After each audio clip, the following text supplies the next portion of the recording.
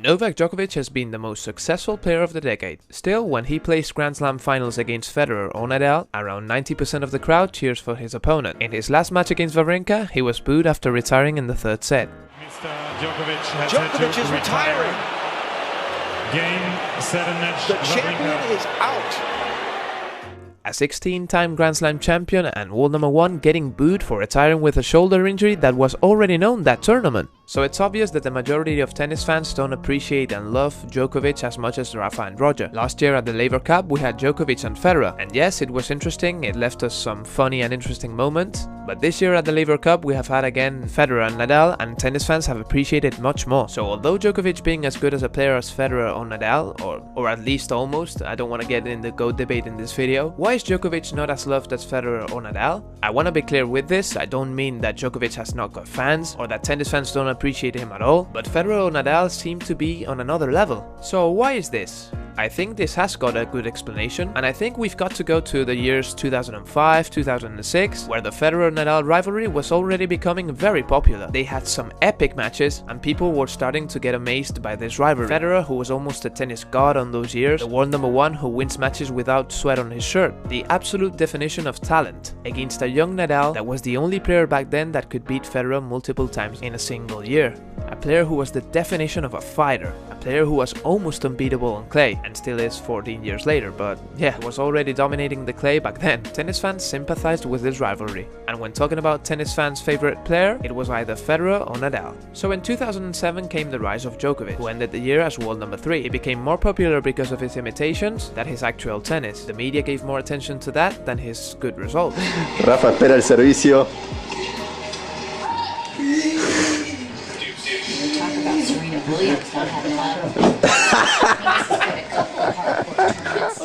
Until 2011, Djokovic wasn't on the level of Federer or Nadal. He had only won one Grand Slam. Yes, he was able to beat Federer or Nadal sometimes, but he was dominated in both head-to-heads. So until this year, it's normal to think that Federer and Nadal have much more fans than him. But in 2011 came the change, and Djokovic started to dominate the tour. He started to beat regularly both Federer and Nadal, not letting tennis fans seeing the Federer rivalry as much. Although many people appreciated the kind of tennis he was bringing, many people saw him as the enemy, as a Federer-Nadal final was much more difficult to see since 2011. That year, Djokovic was so dominant that many people started to say that it was almost boring. Many people also consider that his style is not as entertaining as Federer or Nadal's, something that is totally respectable. I believe that Federer and Nadal have this magic to produce many hot shots during the matches. Djokovic sometimes makes some incredible defensive plays, but I would say not as often as Federer or Nadal. Is it that they are more skilled than Djokovic? Maybe, but I also think that Djokovic plays the game so well, he is such a complete player that he puts himself in position to make a hot shot less often. He might have some epic rallies with everyone, but he's not going to make an epic banana shot like Nadal or a terrific drop shot like Federer. It's not the type of player he is. So until today in 2019, I don't think I've seen a Djokovic-Nadal match or a Djokovic-Federer match that has had a 50-50 crowd. Always Federer and Nadal have had the edge on that department. It seems that Federer and Nadal are the bigger personalities in the sport. It's true that Djokovic is also worldwide recognized for his funny moments, but I think his personality deserves a bit more credit. He's always the nicest guy when handshaking after a loss, he has beautiful sportsmanship moments, and I personally love his competitiveness on court. He's an amazing competitor, and him winning so many matches against Federer or Nadal when the crowd is not on his favor is something truly admirable. Many people don't consider him classy, because yes, he has broken many rackets throughout his career, something that Nadal has never done, something which if you've played tennis you know is almost impossible, and Federer hasn't done for over a decade. But as I said, he is always the nicest guy at the net when he has lost. He congratulates his opponent with a smile and always gives the credit to him.